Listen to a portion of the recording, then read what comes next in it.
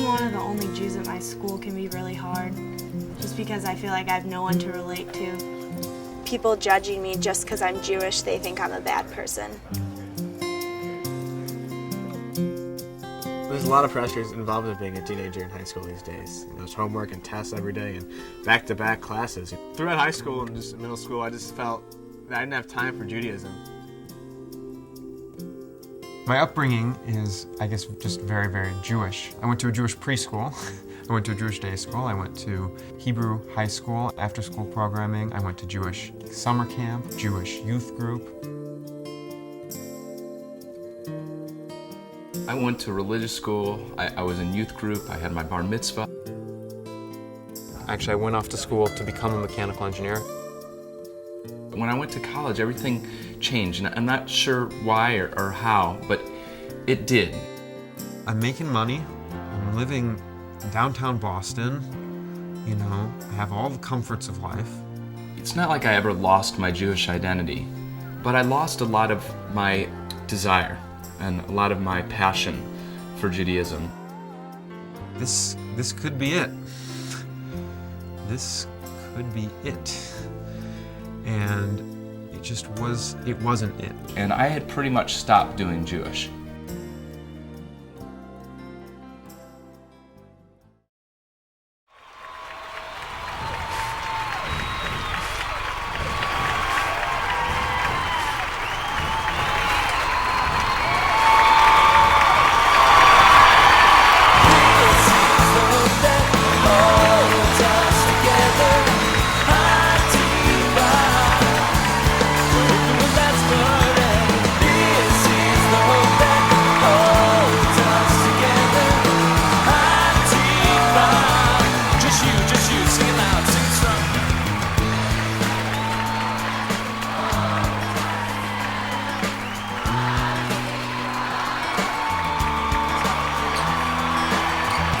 It can still be a Jewish home, Israel.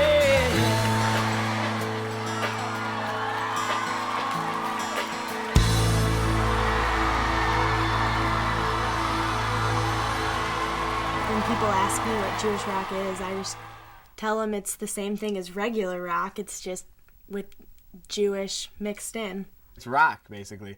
It's a pop rock sound, like a popular sound you hear on the radio. Jewish rock sounds like a lot of things. Any music which promotes the ideals, values, the morals, and the traditions of Judaism.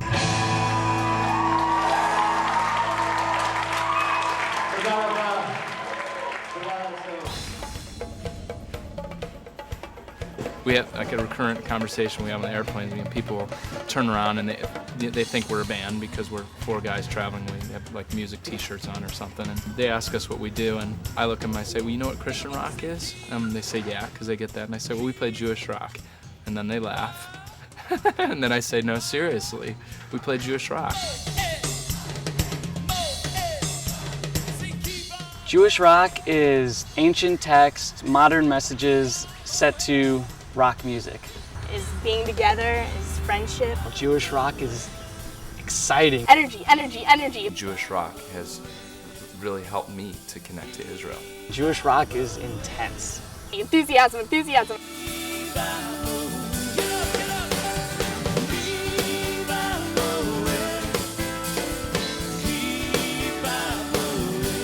We're psyched to jump up and down and to sing these words like really, really loud.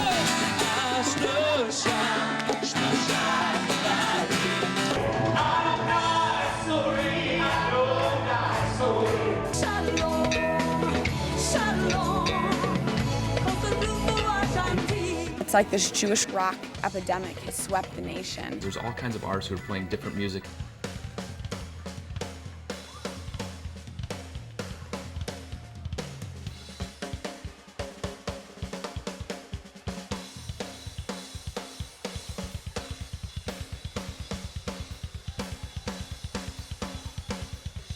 Jewish rock's here. It's music that has that has something to say. I think Jewish rock is the youth group experience. Without Jewish rock, youth group would be an empty, lifeless husk, completely devoid of any energy. Anybody from infants to elderly people can really enjoy the music and relate to it. It just gets your blood pumping. When I'm at a Jewish rock concert, I feel super cool to be Jewish. Because everyone around here is Jewish, everyone here is rocking to really awesome tunes, and it's about being Jewish. And so I can just say, yeah, I'm a Jew, it's awesome.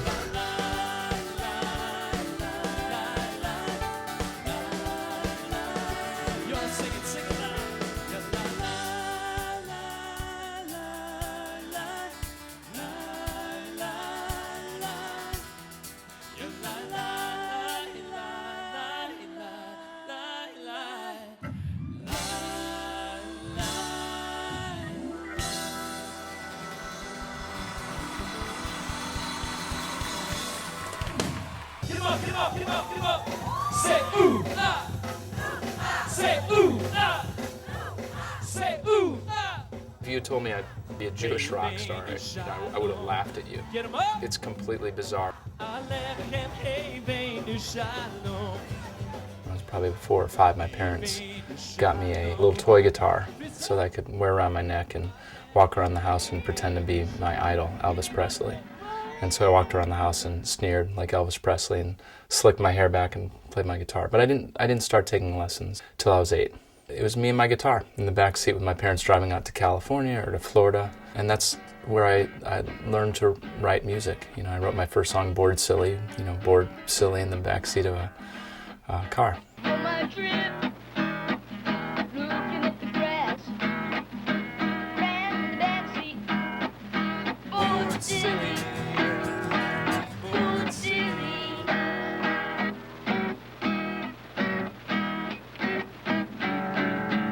I'm definitely not bored, ever. So this is a chord change we talked about yesterday on 22, the third line from the bottom. See that? Yismikru Hashemayim. There we go. Did it! Ta-da! Lift every voice and sing. But come on now, yeah. All right, cool. Well, when I was a kid, my parents were incredibly supportive of me playing music. I mean, my living room was, like right at the front door, instruments just stacked up, drum machine and synthesizers and, guitars, electric guitars, acoustic guitars, everything. And, I'd make these little multi-track recordings. There's the Rock and Rick 1, Rock and Rick 2, Rock and Rick 3 series. And I always wanted to be a rock star. And so when I was 16, I had my first studio experience. I saved up all my money. I got, I think, almost $300 together, which was like $1 million as far as I was concerned. I went to the studio here in St. Louis. I recorded a 2-song album. I remember one of the songs was called Heather, and the other one was called Play For Me. Play for me. Won't you play for me? Won't you play for me? Play for me. Play for me. My mom took a picture of me in front of the front door in a tuxedo, my tuxedo for prom. Together we wrote this little resume, and my mom and I actually, I can't believe this as an adult that we did this, but we went out to Hollywood.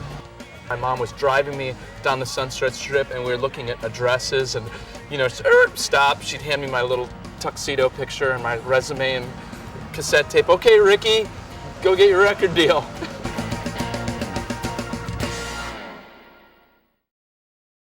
My freshman and sophomore year, I felt very scared to tell people that I was Jewish, just because I was scared of the reactions they would get, and I wasn't really secure with being Jewish. Just like times where I've been sitting in choir class and we get done with rehearsal and everyone's kind of hanging out, and there'll be some kids that'll open their Bibles and start talking about Jesus and how if anyone that doesn't accept him is going to hell, and kind of referencing towards me because they know that I'm Jewish. It made me feel really bad when they said it, and it made me think about that there are so many people out there that really do truly believe that I'm going to hell just because I'm Jewish.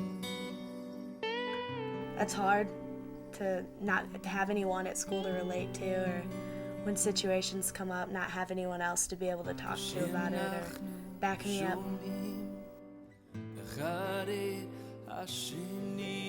There's so much going on in our lives, like with school and pressures and drugs and friends and so many different things. I just feel religion and Judaism just kind of, it wasn't on my radar screen. I had so much going on with school and grades and trying to balance my family into the equation too, and sports and music and student council and newspaper, and I just didn't have time to look outside of school.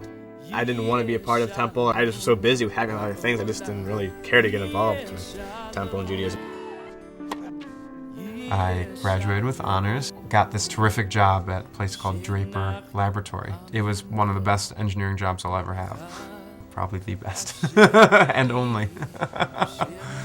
I went into this large building where several thousand people worked. I had a parking spot, I had to wear a button-down shirt and slacks, and I sat and I stared at that computer from 8 o'clock till 5 o'clock every day.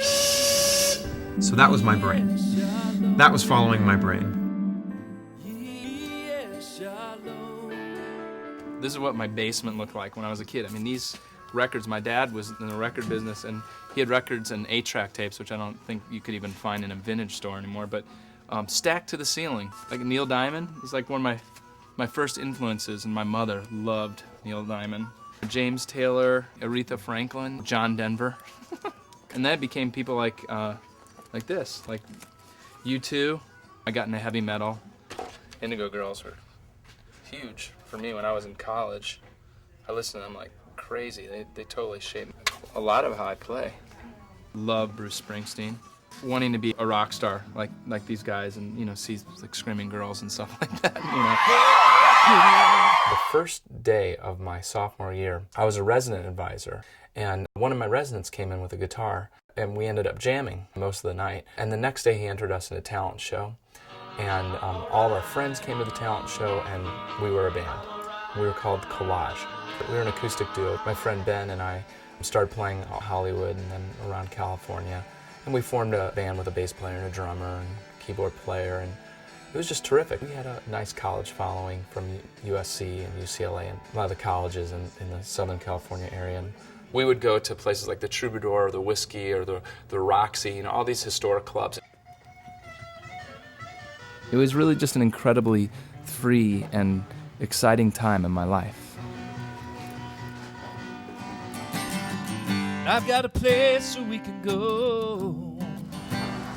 I came back to St. Louis for Thanksgiving, and I was living out in California, and my mom sat me down and told me that she had just found out that she had terminal cancer and was expected to live just a few months. 5 days later, I had packed all my stuff, from 6 years of living in California, and 5 days later I was living in St. Louis. I basically moved in with my mom and took care of her for the 3 months that she lived.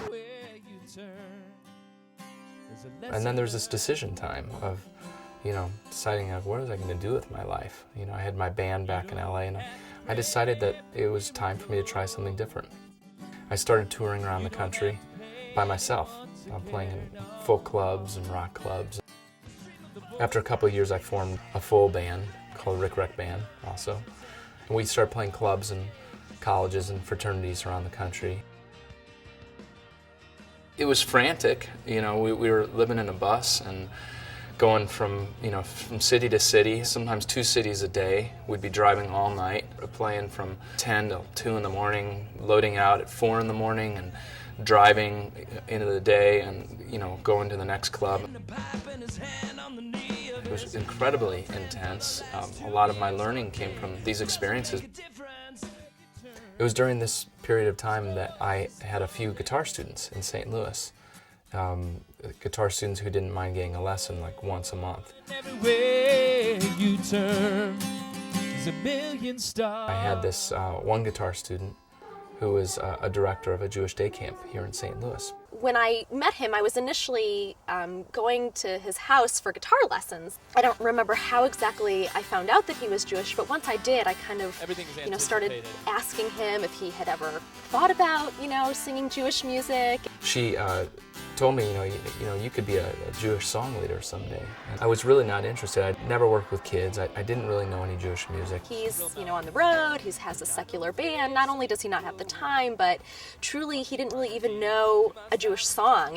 He wasn't the right guy. I was playing in a rock band and having a good time. When I was in youth group, when I was a teenager, I loved the song sessions, but I never, wanted to be in the song sessions. I wanted to hold hands with girls and just hang out. I didn't know why you'd want to be the song leader.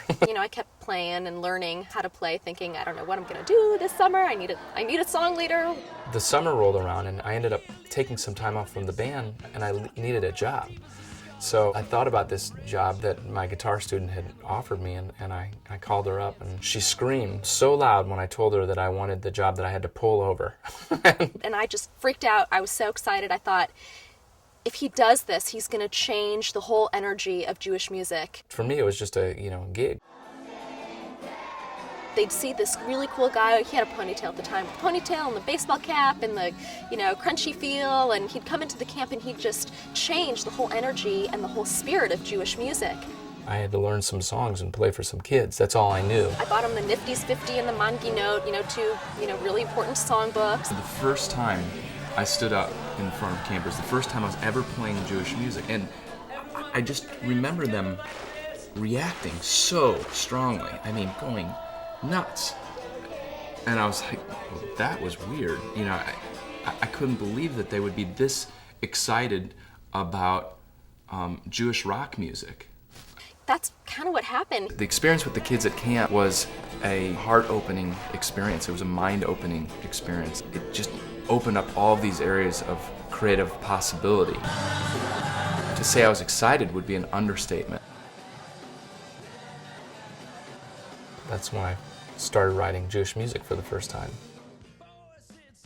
I went back out on the road with my band for a little bit, but there was something missing, and I gave the guys notice. I came back to my house in St. Louis. I built a studio, I recorded a Jewish album. I didn't even know what I was going to do with it, but it was my first Jewish rock album.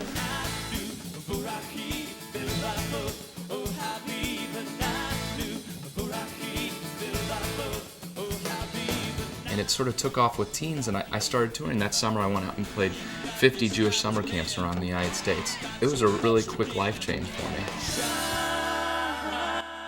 I really found a lot of parts of me that hadn't been living and breathing before.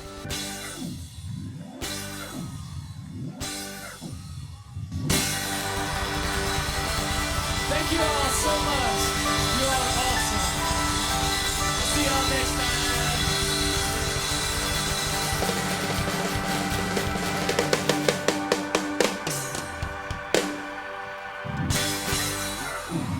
2,000 years ago, Miriam was dancing with the timbrels, and now we're dancing with guitars and jamming. And so, same way to just kind of celebrate and really appreciate your religion and how it affects your life. There's just something incredibly different about jumping up and down to a song that's Jewish, rock and roll, and that I know what I'm saying. It actually reaches me and connects with me. And a lot of times we center programs around Jewish rock lyrics, and we talk about how they affect our lives and how we can interpret the Jewish rock and make it our own. The outreach has been so successful in making Christianity something that's really, really relevant and exciting for Christian youth. Well, that's exactly what we're trying to do in Judaism. We've got messages of our heritage, and we've got this amazing opportunity to do exactly what they did, to reach our youth through the music that they listen to, through the music that gets them excited, to the music that they can relate to the music that's relevant to them. Be safe. Jewish rock is the bridge between the religious aspect of Judaism and the personal aspect of Judaism. In Christian rock, they talk a lot about Jesus, and I think what's different about Jewish rock is that it talks a lot about the people and community, and it expresses a lot of Jewish values. I feel that it has more of a passion. There's more of a reason for the song, so you feel like you're actually learning something. Raise it up and sing it strong. Mi chamocha.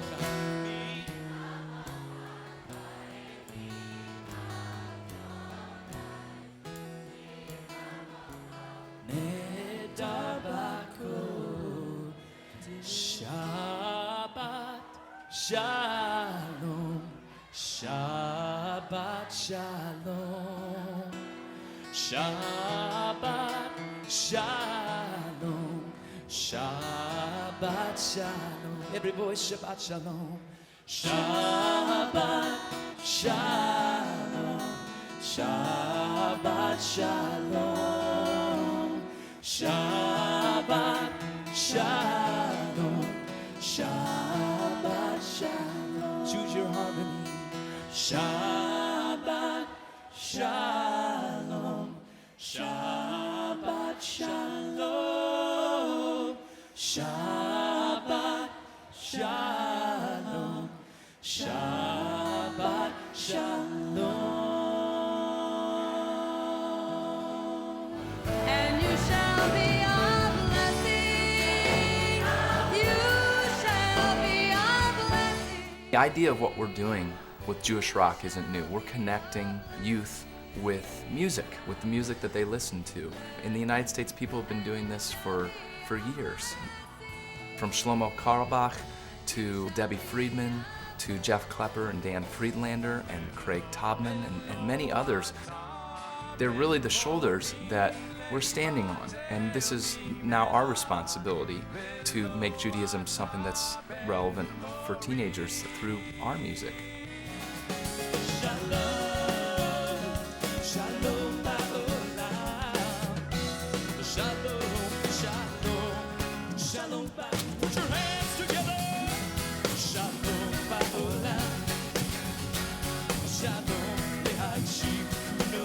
One really cool thing about this generation is this feverish desire to participate.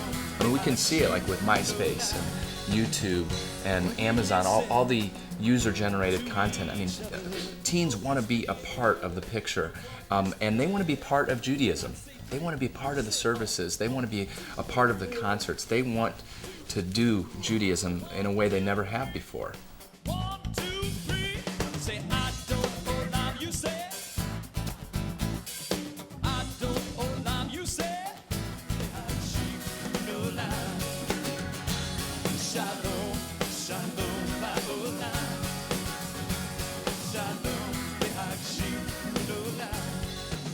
I couldn't have dreamed that it would have come out this way. And now that I'm here playing, moving city to city in airplanes and driving all over the place, it's a lot more real, than something I sort of dreamed about in a, see it in a movie or see it in a television set kind of sense. It's just my life.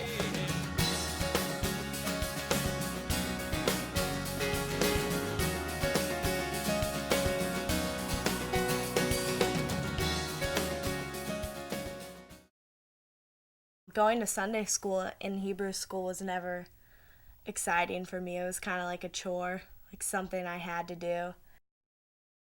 I didn't really have anything that connected me to anyone or anything there. I saw Leah in confirmation class. As a matter of fact, it's almost like I didn't see Leah in confirmation class because Leah didn't really do much. Rick would come in and work with all the confirmation kids that were involved with music, like at their high school, or just that liked playing or singing. That got me really excited anytime Rick was there. I would just come into confirmation class and do music. At confirmation, he asked if anyone wanted a solo, and I got enough guts to say, yeah, I want one. When she sang that song, she lit up in a way like I'd never seen her before. And I got to get up there and sing in front of everyone, and I got really positive responses from my family, and from Rick was so excited afterwards. He's like, that rocked, that was awesome. And it really made me want to be involved more after that. I got an email from Leah out of the blue. And I asked him if there was anything else I could get involved in at Temple, music-wise. And I remember thinking, wow, that's interesting that a teenager should write halfway through the summer about what she could do to get involved with the Temple, especially Leah, who didn't seem to be interested before. He was real excited when he called me back, and I was like, Mom, RickRecht called me. That was a really big deal. He asked me if I wanted to be on Teen Team. They got room for one more person, so I was really excited.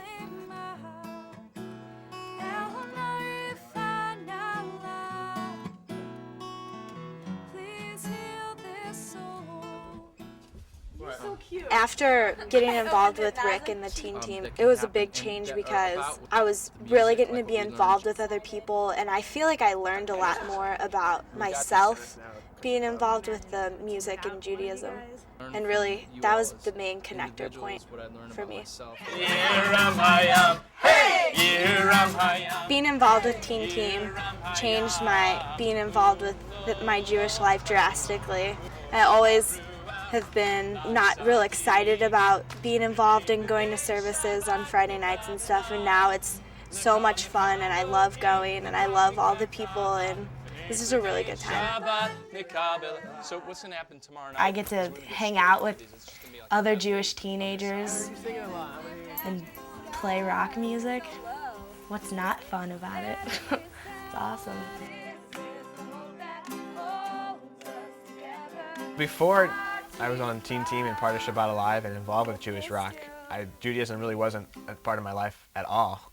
Once in a while I'd go for a Friday night dinner, but there was no candles, no religious aspects. I'd go to temple for the high holidays, and that's really all it came down to. I went to Sunday school, but I didn't feel anything. It wasn't exciting, it was boring. I was tired Sunday mornings, and it's a physical thing, but it is true. You just don't feel like waking up 8 o'clock to go to Sunday school and learn more about something that you don't have to learn about. For school, you need to learn, get good grades to go to college. For Sunday school, what is the purpose of it? I just wasn't sure I bought into the whole idea of Judaism yet. I did consider dropping out of confirmation class in 10th grade. By coincidence, I heard Jewish rock, and I got involved with Rick and Temple music-wise, and I guess I found an excuse for me to like Judaism, and then I started getting more involved with it. When he went to his first Shabbat Alive, it was before the service. Barry and all the other teenagers were in the back, and we were picking out solos and discussing how the service was going to go. And I asked Barry to sing this solo, and I remember it was L'cha Dodi.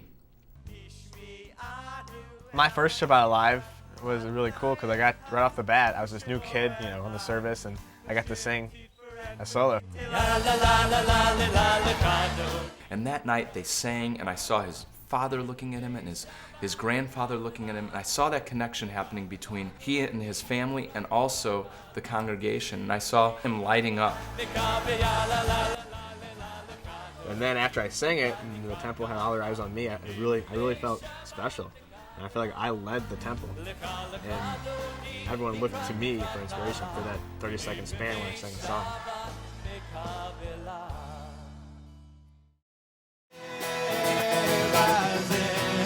Come on, get up. Raise it up. When I first made the decision to leave all of my engineering education and career behind, at least temporarily, it was not all that easy. The first people that I called were my parents. When I told my parents, there were definitely a lot of discussions, and some of them, were a little bit more tense than others, and really stressed on a number of occasions, well, maybe you can keep your engineering job while you do this. And they never told me that they were concerned about having just sent me to Tufts. It was a fierce battle with myself, between my brain and my heart.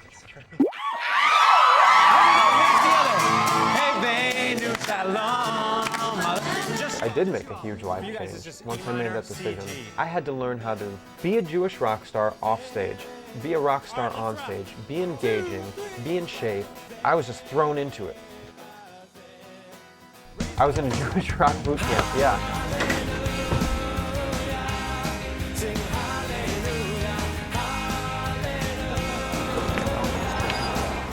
I was coming home from work in the months leading up to it, working out, working on my voice, working on the songs, working on the sets.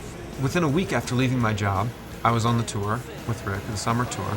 So, we've got an incredibly special treat for you all tonight. We've been on tour. Developing programming, writing music, working on workshops, and delivering them all at the same time, and trying to learn the whole business side. I want you all to make some noise and make it loud for Sheldon!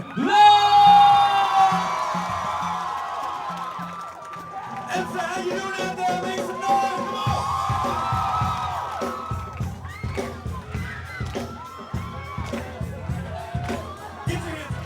They're celebrities in a lot of youth groupers' minds, and it's just like any other walking down the street in LA and finding a celebrity, you know. Everybody gets starstruck, but it's not for the same reason. It's because they're inspired by them. There's no way you can fake being a Jewish rock artist. I mean, it's passion, it's inspiration, it's wanting to spread the religion to as many people as possible and really appreciate everything that it stands for.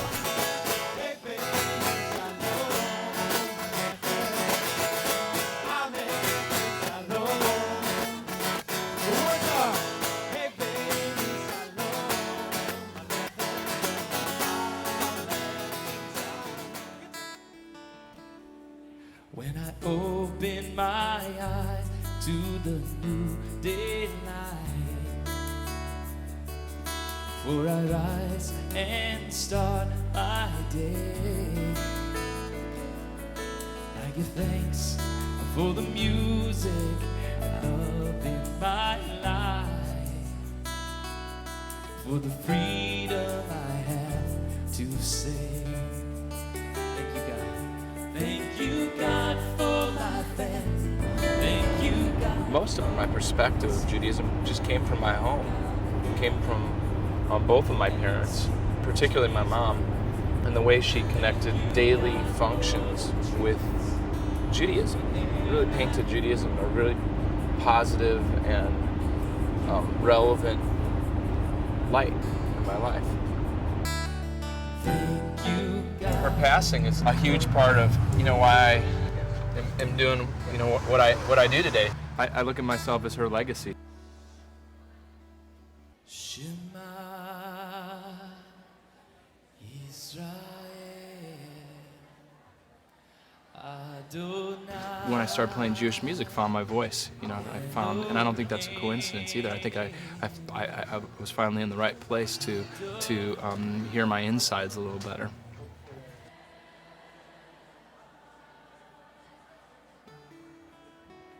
And then hit it one more time. I do E7. Isn't that cool? So let's try that. So we got Shiru Adonai Baruch Shemo Basru Miyom Liyom Yeshuato.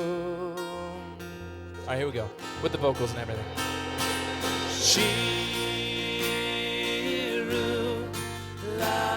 Adonai, La Adonai, Shir Chadash, Chadash. I like that shaker, that's cool. Shiru La Adonai, La Adonai,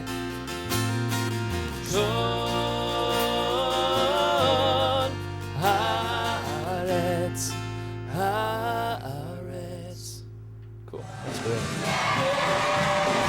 One of the things that really struck me about the Jewish rock coming from camping and from youth groups was the influence that it seems to be having on the music that we're singing in services at synagogue.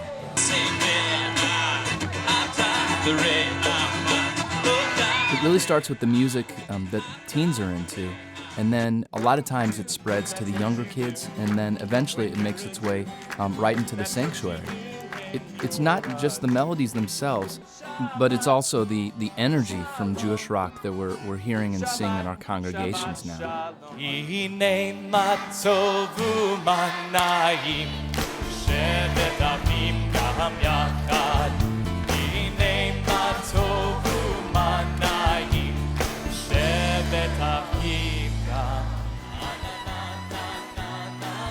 I saw how much people wanted to be a part of the picture. And so when I started doing these Shabbat Alive services, I would make sure that that was part of the Shabbat service picture, taking the participation and the interaction that I was experiencing in Jewish rock and then combining it with a reverent and meaningful Shabbat service.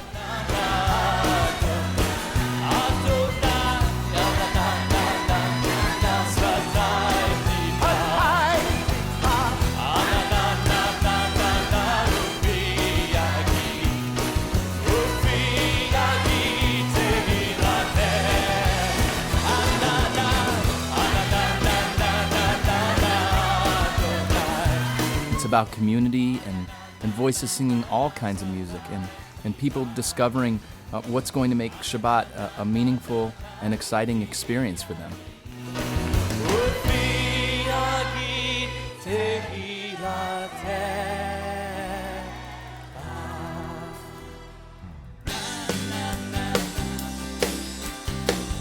I think Jewish teens are actually getting Judaism from Jewish rock. I know it's kind of a big statement, but I mean, Judaism is this ancient religion from like 2,000 years ago, so not many teens can really, apply it to their lives and relate to it. But the fact that it's placed in rock music, which is a very, very active part in teenagers' life, I mean, it really brings it home, really is able to have people connect to it. And the fact that they're enjoying it, the fact that they're rocking out to it, really makes kind of a bond between the religion and teenager's life.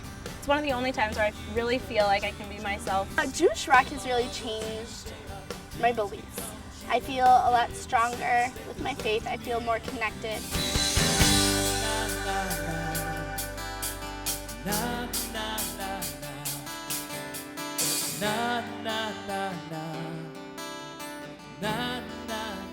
Tomorrow, today.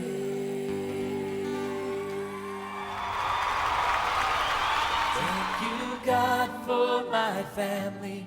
Thank you, God, for my friends. I started getting involved with the Shabbat Lives month after month. I did feel I changed a little bit as a person. I changed because I got involved with Judaism, and I became a little more spiritual than I was before. Thank you, God, for me. It was the start of pretty much everything, musically and Jewish, for me, especially song leading and being a leader. I went to a leadership camp in the summer. I brought my guitar, of course, and I was the only one. And I started playing a little bit, and once in a while I pulled out my Shabbat Alive songbook, and some people were like, whoa, what's that? A lot of people hadn't heard of this Jewish rock, and they loved it. Our last night, we were all sad we're leaving, we won't see our friends again. And we had a Havdalah service, it was Saturday night, and of course, it was outside, we all had candles, we all went in a circle, and I sang Havdalah. And it was one of the cool, most meaningful experiences I've ever had. All these friends, amazing friends that I've made and staff I connected with, I got to be the leader that they connected with. They all were looking up to me. It definitely has made me more proud of my Jewish identity. It's made me embrace my Jewish heritage. It has made me more confident to be a Jew and as a leader and just be me. It's made a more confident Barry. Jewish music has helped me a lot, being able to just be a stronger Jew and be confident in myself and not ever have doubts about being Jewish when I'm in situations where kids are putting Judaism down. At times I can feel really proud when people will be talking about religion or something and I can say, hey, I'm Jewish, and talk about what we do.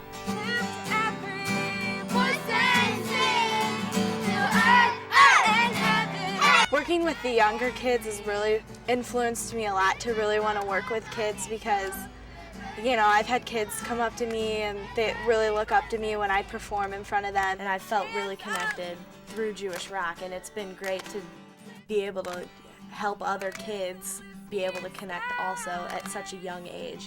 Be at Shabbat Alives when they're 6 years old, screaming in the youth choir. It's awesome.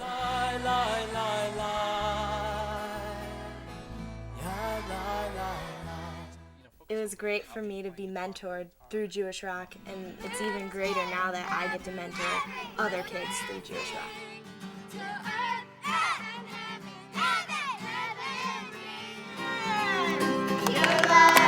Jewish rock really opened a lot of doors for me in the temple. I've never really been involved in any kind of leadership there at all. And then all of a sudden, hey, I can sing, so I get to get up in front of everyone and sing for them and get everyone to sing with me. Come on.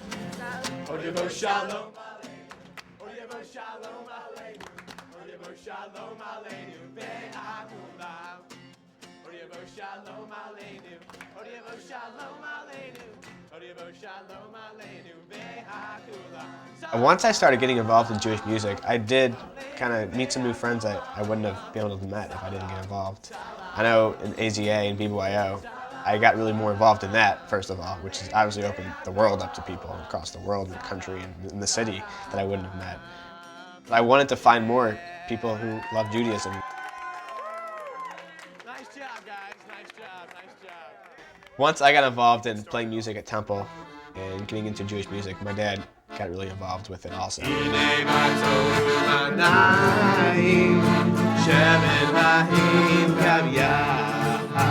He played in the band 40 years ago or so, and he probably hadn't played guitar in 20 years. And once I got involved, he took up the guitar, he got off the dust and started playing with me, and kind of learned some chords and we started playing together a lot. He loves it so much, it's brought so much happiness to his life. And then my grandpa, he's famous all around the city. Everyone knows, hey, it's Tommy Goldenberg, you're his grandson? I'm like, I am. And he plays shows for charities for 60 years. His license plate is Music Tom, you know, he loved music and Judaism, of course, he's very religious. I love my dad, I love my grandpa, and just playing music with them and spending time with them, it's what any kid could ask for. I mean, it's really a special feeling. I think I blinked. I ruined it. I'm serious. I didn't even realize that Jewish education was something that I could do, that Jewish music was exactly in line with everything that I was doing. It probably is something that I feel like I would have ended up doing regardless. All right, let's rock. 2, 3,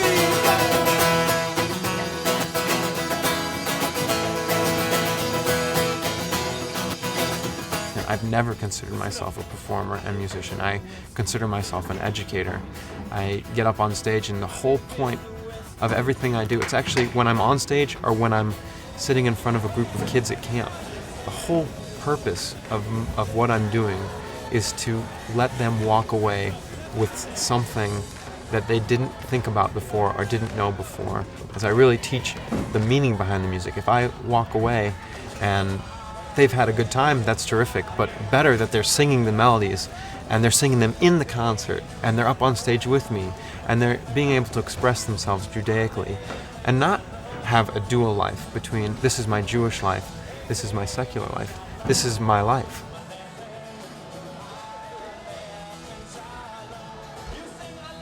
I was a mechanical engineer, but now I'm a musician.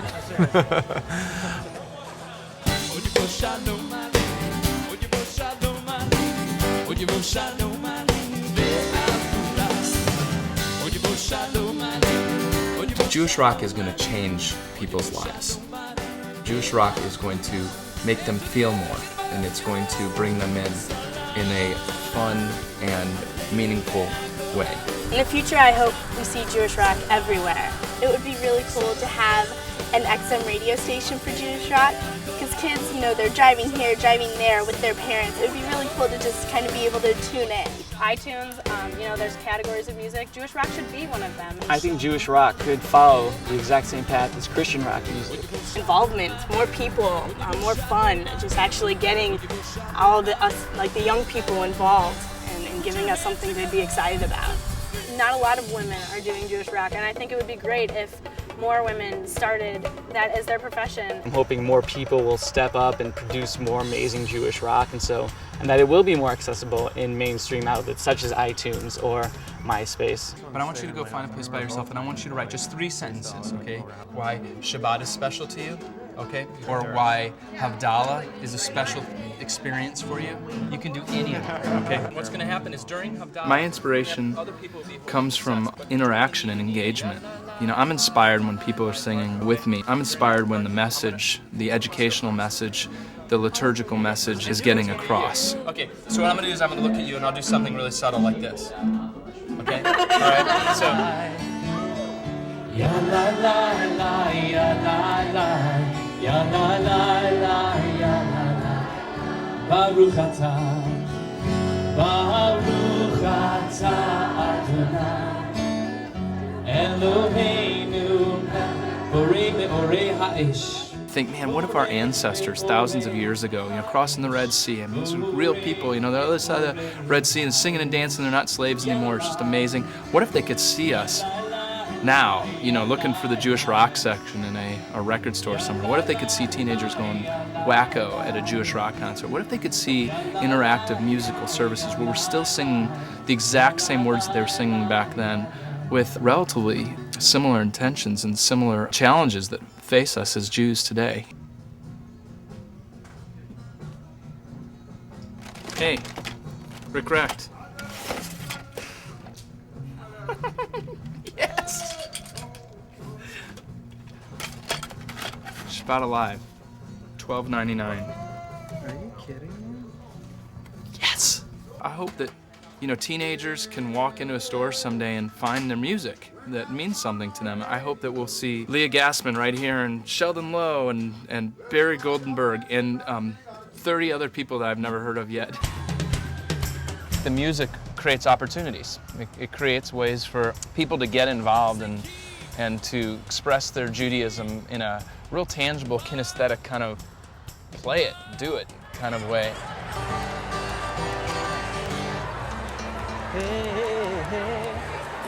Well, I'm gonna have 4 cups of coffee first, really quickly. Oh, no. Actually, I'm on 2 right now. I don't stretch anymore. I just drink coffee until I feel a vein like pushing out of my forehead, and then I know that I'm in that spiritual place. Lean on me when you're not strong. I'll be your friend. I'll help you carry on. I said for it won't be long till I'm gonna need somebody to lean on. Rock and roll. Jewish rock and roll.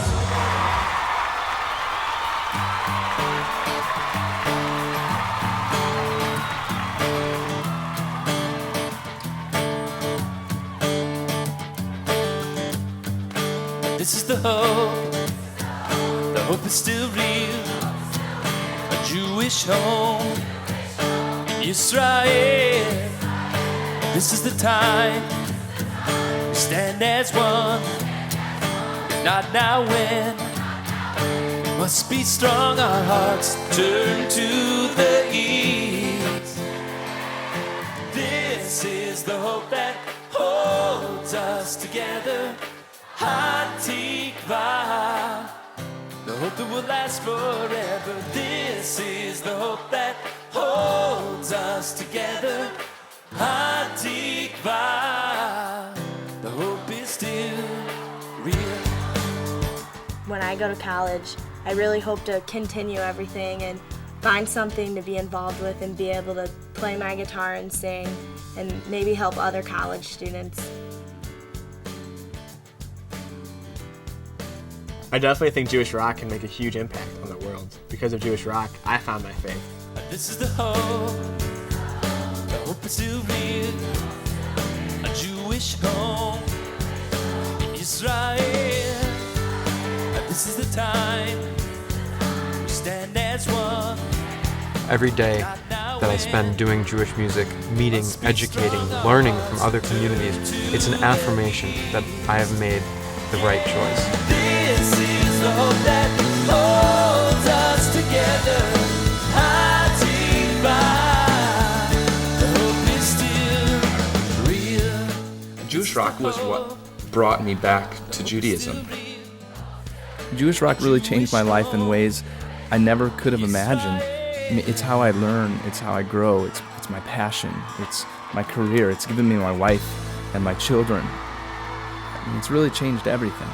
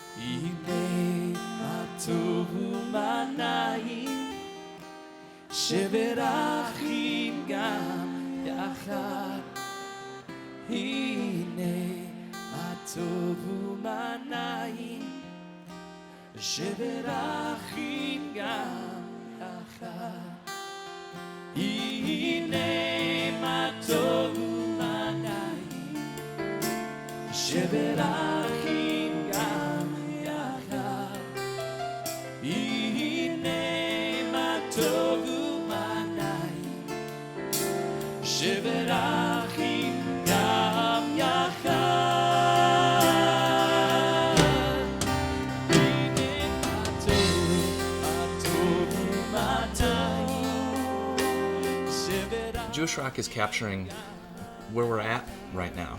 It's capturing, the voice of our generation, the excitement that we're feeling, the pride that we're feeling in being Jewish. What better soundtrack for the future of Judaism?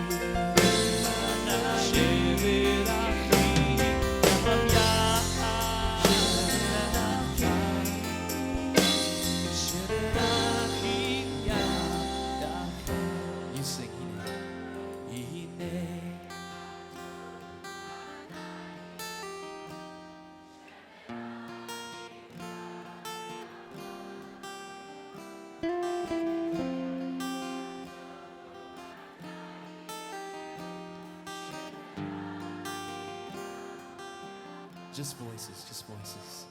Hine.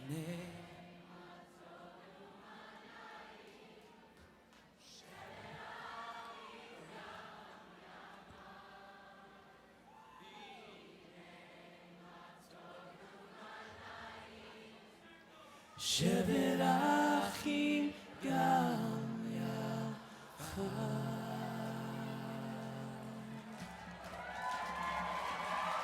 Thank you so much.